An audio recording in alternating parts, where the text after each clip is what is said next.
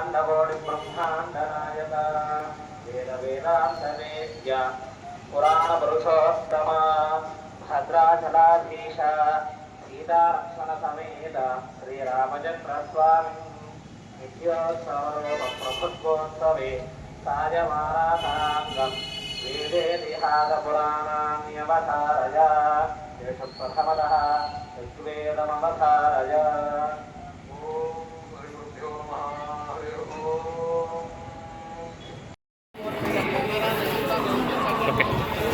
రేపు మధ్యాహ్నం 12 గంటల ప్రాంతంలో అభివృద్ధి లక్ష్యంలో సీతారామచంద్రుల కళ్యాణోత్సవాలు అంగరంగ వైభవంగా జరిపేందుకు రాష్ట్ర ప్రభుత్వం దేవాదాయ ధర్మాదాయ శాఖ భద్రాగిరి దివ్య క్షేత్రంలోని పట్టణ ప్రముఖులు గ్రామ పంచాయతీకి సంబంధించిన ప్రజాప్రతినిధులు అధికార యంత్రాంగం మొత్తం కూడా పూర్తి స్థాయిలో భద్రాచల పట్టణాన్ని మొత్తం కూడా సర్వంగా సుందరంగా తీర్చిదిద్దుతున్నారు. ముఖ్యంగా సీతారాముల కళ్యాణోత్సవంలోని ప్రధాన ఘట్టం సాయంత్రం 6 గంటలకి ఇక్కడ ఈ కళ్యాణ మిథులా స్టేడియం దగ్గరనే ప్రధాన ఘట్టం ఎదుర్కోళ్ళ ఉత్సవం అత్యంత వైభవపేతంగా జరగనుంది. దీనికి అంటే వేద పండితులు ముఖ్యంగా ఇక్కడ సీతారామచంద్ర స్వామి వారిని ఇక్కడ కూర్చోబెట్టి వాళ్ళు మిథుల అయోధ్య నుంచి వచ్చిన రామచంద్రుల వారి పరివారానికి ఇటు మిథుల నగరంలోని సీతమ్మ వారి పరివారానికి మధ్యలో జరుగుతున్న సంవాదన అత్యంత అద్భుతంగా ఉంటుంది. ఎందుకంటే జగదేక వీరుడు సీతారామచంద్రుడి కళ్యాణోత్సవాలు ఆయన గుణగణాలు దైలేశాసనం రాముడంటే సత్యము రాముడంటే నిజము రాముడు ఈ విశ్వానికంతటికి లోకనాయకుడిగా పేరొందిన సీతారాముల గుణగణాలను మొత్తం కూడా వేద పండితులు మంత్రోచ్చల ద్వారా వాద ప్రతివాదన సంవాదాలను మొత్తం కూడా ఆకట్టుకుంటాయి. పూర్తిగా సంస్కృతాధ్యాయంలో జరిగే ఈ వాద ప్రతివాదాలు అందరినీ ముచ్చటగొలుపుతుంది, అందరినీ ఆసక్తి కల్పిస్తుంది. ఈ నేపథ్యంలో ఇక్కడ ఈ వేదికని అత్యంత సుందరంగా అలంకరిస్తున్నారు. అలాగే సీతమ్మ వారి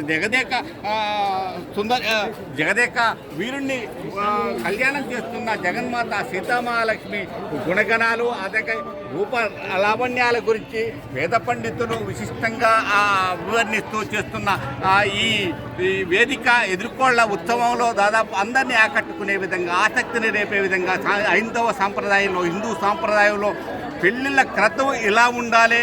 అలాగే జగదేక వీరుడు జగన్మాత సీతా మహాలక్ష్మి పెళ్లి ఇంత వేడుకగా జరిగిందా అంటే త్రేతాయుగంలో రామ కళ్యాణం జరిగినప్పుడు ఎవరు చూడలే. ఎందుకంటే విష్ణు ఈశ్వర బ్రహ్మ వాళ్ళు కిన్నెర కింపుర్చ ముక్కోటి దేవతలు చూశారు, కానీ నరమానవుడు ఎవరు చూడలేదు. కాబట్టి ఈ కలియుగంలో కళ్యాణోత్సవాలు ఇలా చేసుకోవాలి, రమణీయంగా కమనీయంగా శోభయమానంగా ఈ కళ్యాణోత్సవాలు ప్రతి మనిషి ఒక జీవితంలో ఒకటేసారి కళ్యాణం జరుగుతున్న నేపథ్యంలో ఇలా చేసుకోవాలి అనే దానికి స్ఫూర్తిగా నాంది పలుకుతూ వేద పండితులు ఈ వేదిక ద్వారా సీతారాముల కళ్యాణోత్సవంలో ఈ అయోధ్య నుంచి మిథిలా నగరానికి వచ్చిన రాముల వారికి ఎదుర్కోలు పలుకుతూ ఇదే వేదిక మీద సీతమ్మ వారి పరివాక జనం మొత్తం కూడా బంధుమిత్ర సపరివాతంగా వచ్చిన రాముల వారి పరివారాన్ని ఉద్దేశిస్తూ సీతమ్మ వారి గుణగణాలను వివరిస్తూ వాళ్ళకి అయోధ్యావాసులకు చెప్పటం, అయోధ్యావాసులు సీతారాముడు ఎంతటి బలశాలి, ఎంతటి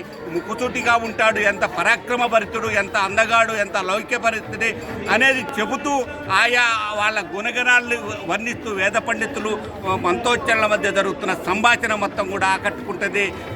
దీన్ని చూడటానికి దాదాపు ఈ చుట్టుపక్కల భద్రాద్రి చుట్టుపక్కల ఉన్న వాళ్ళ వేద పండితులు పురోహితులు అలాగే పామరులు సామాన్య జనం కూడా సాయంత్రం 6 గంటల ప్రాంతానికి భద్రాచలం చేరుకుంటున్నారు. ఇప్పటికే కళ్యాణోత్సవాల సందర్భంగా జిల్లా పోలీస్ యంత్రాంగం మొత్తం కూడా పటిష్ట బందోబస్తు ఏర్పాటు చేసింది.